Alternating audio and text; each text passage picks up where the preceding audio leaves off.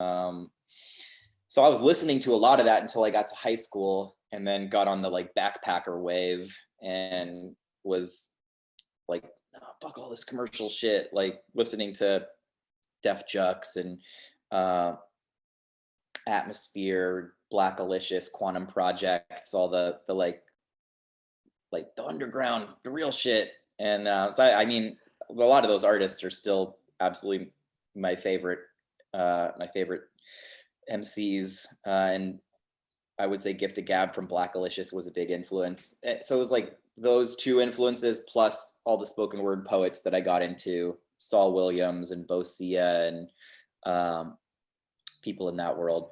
I listen to The Roots a lot too. Black Thought, Mm-hmm, mm-hmm. one of my favorite rappers. Black Thought's incredible.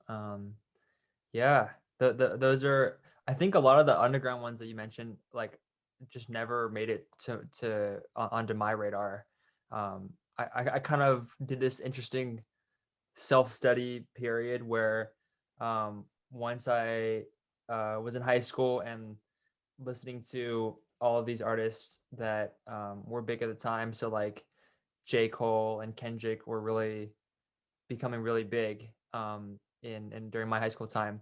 Then I was like really curious who inspired them.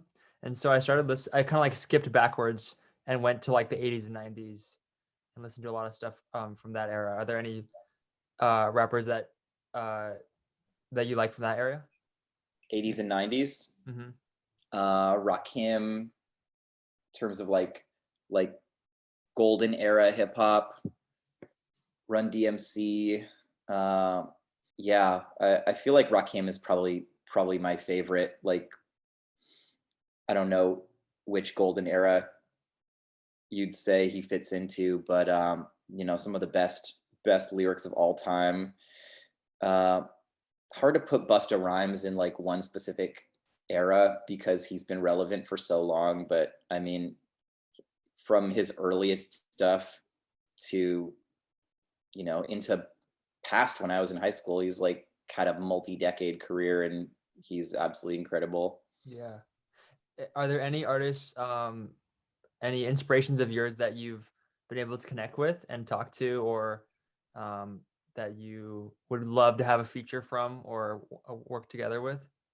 A few of them. I mean, Gift of Gab from Black Alicious was on my self-titled record, and I've been in touch with him through the years. Um, I mean, it would be amazing to have Busta Rhymes on a song, but I also feel like if he wanted to be on a song of mine, I would have heard from him a long time ago. Like, I went viral over his beat. If he wanted something to do with me, I feel like I would know that by now. But that would be definitely a dream. I mean, that's like the full court shot that Busta Rhymes or Eminem or something would be incredible. Uh, but yeah, I've connected with a lot of really awesome artists. I mean, I had Anderson Paak produce an entire album of mine, and that's something that I'll always cherish. Like, I feel so lucky to have been in on the ground floor with him, like right as he was catching the world's ear. Did he produce All You Can Do?